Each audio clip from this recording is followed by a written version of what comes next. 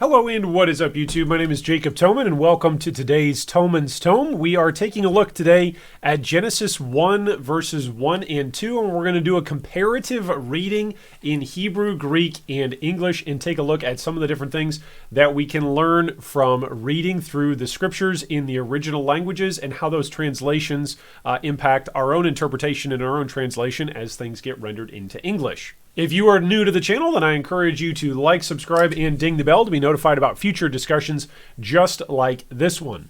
As we come first to Genesis 1:1 and we take a look at the Hebrew Masoretic text, this is, of course, available, and you can look this up. All of the screenshots that I'm using today are taken from Blue Letter Bible, and so you can go and take a look at any of these particular texts as well and examine each of the words and do your own word studies as well. So I would highly encourage you to use that tool. If you've never used blueletterbible.com, it is a wonderful, wonderful resource for studying the scriptures.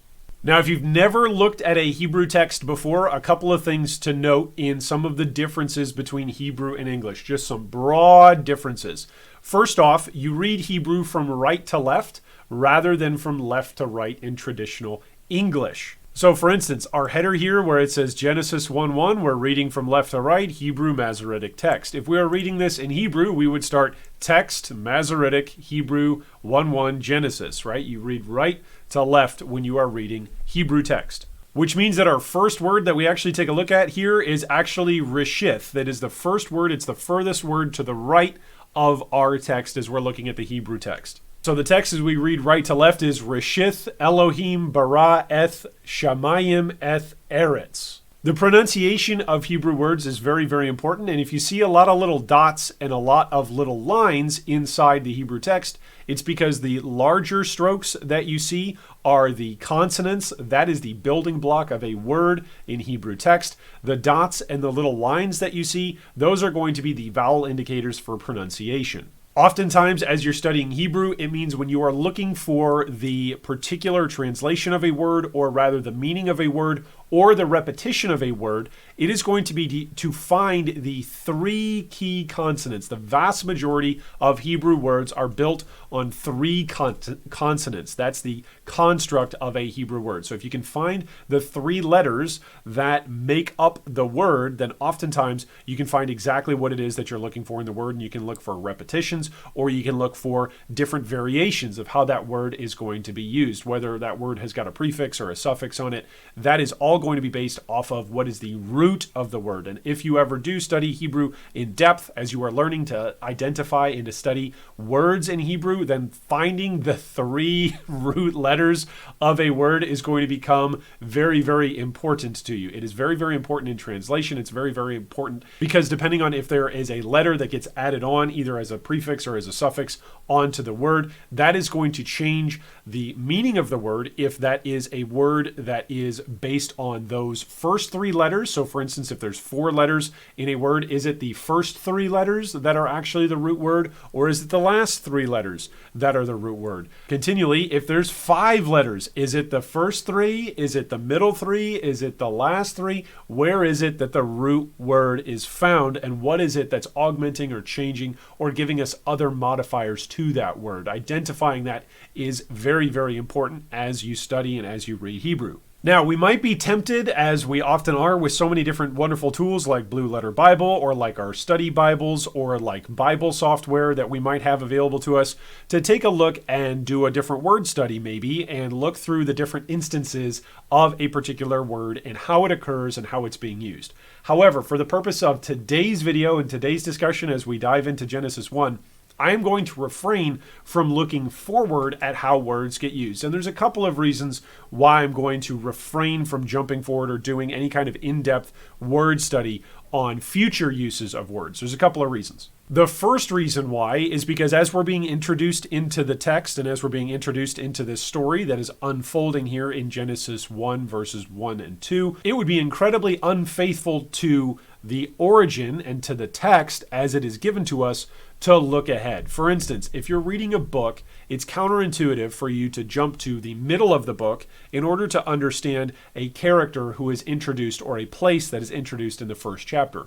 Books are meant to be read sequentially. Stories are meant to be told sequentially. This doesn't mean that every and any kind of word study is something to be avoided. It just means that for our discussion today, I'm not going to be jumping forward and looking outside of Genesis 1:1 and 1:2 for other range of uses for these particular words. For the purpose of today's discussion, that would pretty much be cheating. Reshith is this first word that we are given, and it refers to a beginning time, something that is in the beginning. This is where we get that classic phrase, in the beginning, as it is translated into English. That's our first word that appears inside the Hebrew Bible. The second word is barach, and then the third word is Elohim. So we've got a time frame in the beginning. Something happened. This is a verb, bara, and then the noun Elohim. So we've got a time frame, we've got a verb, something that's going on, and we've got someone who's doing that verb, a noun. So this is the entirety of Genesis 1:1 broken down into the types of words that are used. We've got nouns, multiple uses of different nouns. We've got a verb, only one verb going on in this very first clause or this very first sentence, and that is bara. That's very, very important that it's the only verb that's going on. There's only one action or one activity that's going on, and that one activity is being taken by one of these nouns that's being mentioned.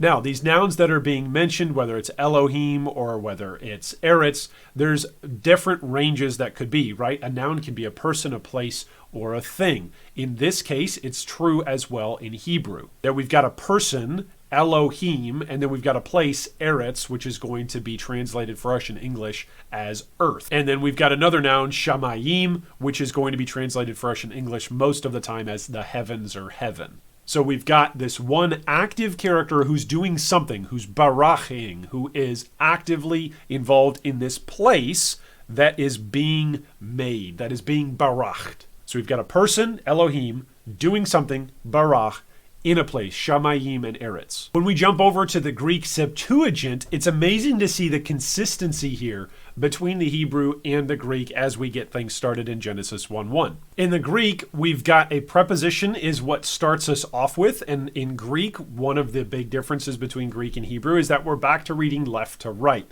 So whereas when you're reading right to left in Hebrew, we're now reading left to right in Greek. So Genesis 1:1 is from left to right here. And the first word that we get in the Greek Septuagint, which is the Greek translation of the Old Testament, we get a preposition, an arche, in something. This preposition starts off and then introduces a noun. The consistency continues because then there is something that is going on. There's a verb, there's an active something that is being done in this time or in this place. And theos, there is a person who it is that is doing this thing. Poieo is the root of the Greek word that's being used here for the verb. And of course, theos, we have many different English words that are going to reference back to theos. Of course, theology being one of them, the study of God, theo being God in this regard, Greek being theos for God or theo. I always get my Greek pronunciation just absolutely butchered. It's probably the only thing that's actually worse than my Hebrew pronunciation. But anyway, not to distract us from the study. There is a time, there is an activity, and there is a person. This activity is being done in a place. We've got a time, we've got an activity, we've got a person, and now we've got a place with the second half of the verse, which is of course referencing to the heavens and to the earth. Uranos here, or Uranan, being recognized as the heavens, and then Gen at the end being recognized as the earth. So we've got heavens and the earth. Pretty consistent in between the Hebrew and the Greek as it is first translated in Genesis 1. And by consistency, we've got consistency in meaning, we've got consistency in range, we've got consistency even in ordering of the words. There's a lot of consistency here in between Genesis 1:1 in the Greek and Genesis 1:1 here in the Hebrew. So let's take a look at how English translations translate Genesis 1:1 from the Greek and from the Hebrew. So Genesis 1:1 in the ESV is translated, "In the beginning, God created the heavens and the earth." The NIV follows suit. "In the beginning, God created the heavens and the earth." One difference here is that the ESV uses a comma. It says that "in the beginning" is one clause versus the NIV that takes this as one full-on complete thought. The Message doesn't actually differentiate between Genesis 1:1 and 1:2, but the beginning part of the Message's translation would be "first this." God created the heavens and the earth. And then it continues on from there. It's interesting to me that they don't have a division between verse 1 and verse 2. They see it all together as one thought. The King James Version reads, "In the beginning God created the heaven and the earth." One key difference here between the King James and the NIV and the ESV is you notice that the heaven is not plural in the King James. Contrast that with the New King James. "In the beginning God created the heavens and the earth." Here we go to a plural language, or to a much wider view of the heavens than the classic King James Version. And it's more in line with the ESV and the NIV translation, along with the Message, in that the heavens are some multiples of something. The NASB pretty much follows suit with the NIV and the ESV, word for word. "In the beginning, God created the heavens and the earth." Again, not including that comma that is included there in the ESV. So we see for the most part that English translations of Genesis 1:1 are pretty consistent across the board. The Message being the one that's really far out there in terms of its approach to this particular verse. We've got a timeline in the beginning. We've got that noun of God working, Elohim or Theos, depending on whether that's Hebrew or Greek. He's doing something, that verb created, barach. So you'd think if everybody starts off on the same footing, for the most part, with maybe an occasional change in a comma usage here or a plural here or there, that we should have pretty much consistency moving forward, right? Let's dive into Genesis 1:2. Genesis 1:2 in the Hebrew text sees some repeated words, and we start to see for the first time a repetition or a theme developing of the same nouns and of some similar verbs that are going to start to pop up because we've got more progress in the story. We're starting to see more and more about what this story is going to be about, and we see it's very interesting. The words that do get repeated are of some significance because they're the first repetitions that we've got. These repetitions don't just happen in the Hebrew, but they also happen in the Greek, that the same word gets used to describe ideas that have already been presented in the first idea of Genesis 1:1. The word eretz shows up again here in Genesis 1:2, that word for earth that gets translated into English. In the Greek, the same thing happens. It's similar in sequence in terms of its placement in the sentence structure, that relatively early on, Gar is mentioned as being the earth, and this is what is going to be the dominant place where we will see moving forward that actions are going to be taken. The similarities that are present between the Greek Septuagint and the Hebrew Masoretic text is quite interesting when then we consider that those are consistent over a long period of time, even in differences of language and differences of tradition, and yet when we bring things over into the English, we start to see some very serious differences and some pretty large distinctions that are getting made right away in the second verse of the Bible. The ESV reads Genesis 1:2 like this: "The earth was without form and void, and darkness was over the face of the deep, and the Spirit of God was hovering over the face of the waters." That's the ESV. The NIV says, "Now the earth was formless and empty. Darkness was over the surface of the deep, and the Spirit of God was hovering over the waters." A difference between the ESV and the NIV here, there's this reference to a face included in the ESV that is left out of the NIV, and it's very, very interesting because the word for face that is used in the Hebrew text is the word for face, hanayim, as it is, that appears as a Hebrew word in 1:2, and yet that word gets omitted, or rather it gets used as a concept rather than an actual rendering of a full word for the NIV, whereas the ESV brings over that word. The Message chooses to render this verse like so: "Earth was a soup of nothingness, a bottomless emptiness, and inky blackness. God's Spirit brooded like a bird above the watery abyss." Now you can see from the get-go here some differences in approaches to translations and why that matters.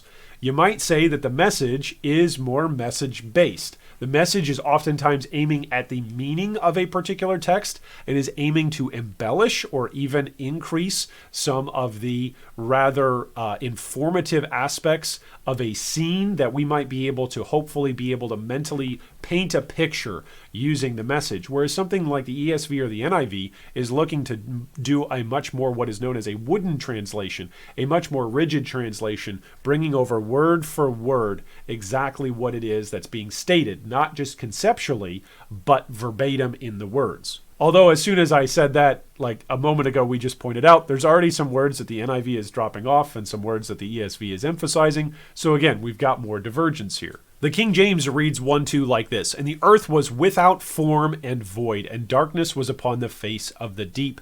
And the Spirit of God moved upon the face of the waters." Now, this word for hovering that gets translated in the ESV or the NIV and that gets translated as moved here in the King James Version, rahef, this is a word that could mean either thing. However, most of the time, if we're going to cheat and we look forward, it's most of the time rendered as to hover over something or to float over something. And this is where, again, we see a difference between each of these translations. The Message is going for something that is more of a concept, like a bird, to hover over something or to be over something, to float over something. Whereas the King James is just looking for something that is moving over the face of the waters. The ESV and the NIV are looking for something that is hovering. There is a stationary aspect to the ESV and the NIV's rendering, whereas there is a mobile aspect to the King James Version and the Message version that they are conveying. The New King James Version reads like this: "The earth was without form and void, and darkness was on the face of the deep, and the Spirit of God was hovering over the face of the waters." Here we have that repetition again of that word for face. We see that as being a consistency between the ESV, the King James Version, and the New King James Version, and a divergence from the Message in the NIV. The NASB translates like so: "The earth was formless and void, and darkness was over the surface of the deep." A replacement there for the word surface for face, another change there and another distinction.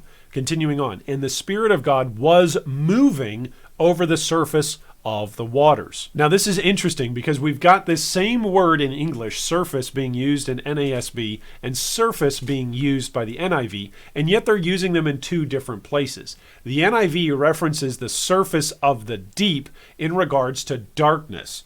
Darkness being over the surface of the deep, referencing the waters. Whereas the NASB uses the surface of the deep in regards to where it is that God is hovering over, and then again, the surface of the waters. So we've got this repetition of a word here in the NASB in English that's not necessarily represented in the NIV. Now again, is this some massive big change that should cause us to freak out? No, but it should cause us to recognize that there is some advantage to looking things up in the scriptures in the original languages, and that sometimes there are choices that are being made in English versions of the Bible that maybe reflect a choice that we're interested in making for ourselves or in studying for ourselves that we don't want somebody else to make for us. So just as the reformers were always crying out sola scriptura, go back to the scriptures, we might continue to say, let's go back to the scriptures today and let's go back to the original languages. We've got tons of different tools. You don't need to study and learn how to speak ancient Greek or ancient Hebrew in order to be able to look at and use some of the tools that we've got available to us and to ask some of these questions. Why is it that certain translations are making certain judgments and certain distinctions in the way that they are? All right, so a couple of takeaways as we wrap up today. First off, there's ordering in creation. We get that in the Hebrew, in the Greek, and even continuing today into the English thousands of years after these words were first given. There is an ordering of creation that the heavens or heaven and the earth are made. That earth in and of itself is made in the beginning. That's the beginning of things. That's the beginning of this story, is when things were created. The things that we now know, the heavens and the earth, were created. Another takeaway is that the name of God that is used here is Elohim. This is a very, very important name that is going to be given for God, and that we'll see that eventually as it unloads and unfurls throughout the rest of Genesis. There's more meaning that's given there, but this is the first name that is used for God, the Elohim. Another takeaway is that God is preeminent, that in the beginning, God. There was God in the beginning. He was there. Even as the earth and the heavens were made, God was there. It was God who was the one who was doing the baraching, the creating, the arche. The one who was there was God. Before there was heaven and earth, we can presuppose, based on these verses, before the beginning, God was already there. In the beginning, God was there, and heaven and the earth came about because of God's presence there and because God delighted to bring about the heavens and the earth. God is the one who was the great cause here of this change in the beginning. Also, we see in the repeated words that get used, particularly looking at the Hebrew, Elohim is used twice, and then Eretz is used twice. This is going to give us some very, very important information about who this story is about and where this story is going to take place, or where it was taking place. Well, thanks so much for watching. I hope you've enjoyed our discussion and our brief comparison of Hebrew and Greek and English translations of Genesis 1 verses 1 and 2. Hopefully you've enjoyed our discussion today, and I hope that you've learned something new and exciting right here at Toman's Tome.